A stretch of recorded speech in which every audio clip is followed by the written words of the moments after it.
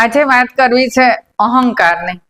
અહંકાર એ એવો દુર્ગુણ છે માણસમાં કે ઘણી બધી ઊંચાઈએ ગયા પછી પણ એ માણસને નીચે પડતા વાર નથી લાગતી જ્યારે એનામાં અહંકાર આવે છે।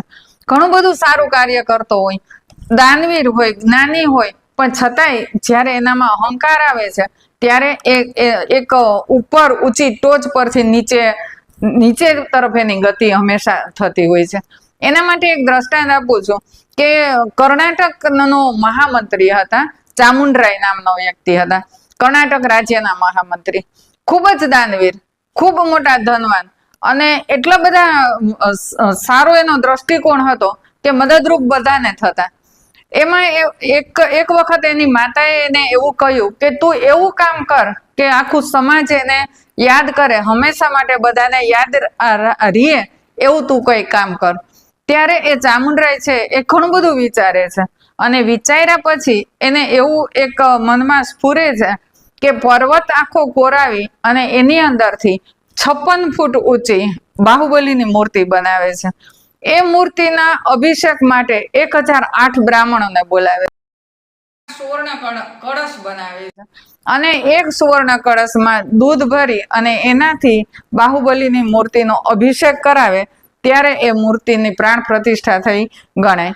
હવે આવું બધું તૈયાર કરે છે, મૂર્તિ પર પ્રાણ પ્રતિષ્ઠા શરૂ થાય છે, 1008 કળશ અભિષેક થઈ જાય છે દૂધનો, પરંતુ બાહુબલીના પગના ચરણ છે એ તોય છતાં પણ કોરા રહી જાય છે। જ્યાં સુધી ચરણ ઉપર અભિષેક નહીં થાય ત્યાં સુધી એ પ્રતિષ્ઠા થઈ શકે નહીં। આના માટે ખૂબ રાજા મૂંઝાય છે કે શું એવો દોષ છે, કયા કારણોસર આ પ્રતિમા ઉપર ચરણ ઉપર દૂધ નથી ચડતું। ત્યારે ઘણા બધા ઋષિ મુનિઓને બોલાવે છે, ઘણા બધાને કે કોઈ પણ વ્યક્તિ એવો આવે કે જેના કારણે આ ચરણ ભીના થાય અને મારી પ્રાણ પ્રતિષ્ઠા પૂર્ણ થાય।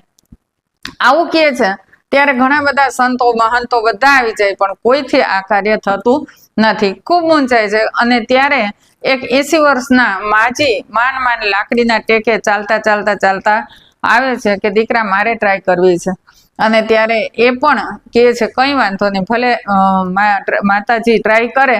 એટલે એ પોતે પાનનો આખો કળશ બનાવી અને એ માજી છે એની અંદર દૂધ ભરી અને એ ઉપર ચડે છે અને એ હનુમાનજીની જે પ્રતિમા હતી એના પર દૂધ ચડાવે છે અને તરત જ હનુમાનજીના જે પગ છે, ચરણ છે એ એકદમ દૂધથી લથપથ થઈ જાય છે। રાજા એકદમ ભાવ વિભોર થઈ જાય છે અને ત્યારે એ જ્યારે મનોમંથન શરૂ કરે છે ત્યારે ખબર પડે છે કે ક્યાંક ને ક્યાંક મારામાં અહંકાર હતો કે ભાઈ મારા જેવું આટલું મોટું કાર્ય કોઈ કરી ન શકે અને ત્યારે આજે હું પ્રાયશ્ચિત કરું છું કે આ અહંકાર છે એ હંમેશા માટે એનો હું ત્યાગ કરું છું। કેમ કે અહંકાર હશે ત્યાં સુધી કોઈ પણ બીજી માલ મિલકત કોઈ પણ મૂલ્ય નથી। આમ અહંકાર એવી વસ્તુ છે કે ઘણા બધા સદગુણોને છુપાવી દે છે। તો આપણે પણ જીવનની અંદર હંમેશા જે પણ કાર્ય કરીએ છીએ એ કાર્યને આપણે માત્ર ને માત્ર આપણા માટે એકદમ અહંકાર વગર જ્યારે કાર્ય કરશું તો એ કાર્ય સારી રીતે આપણે પરિપૂર્ણ કરી શકશું।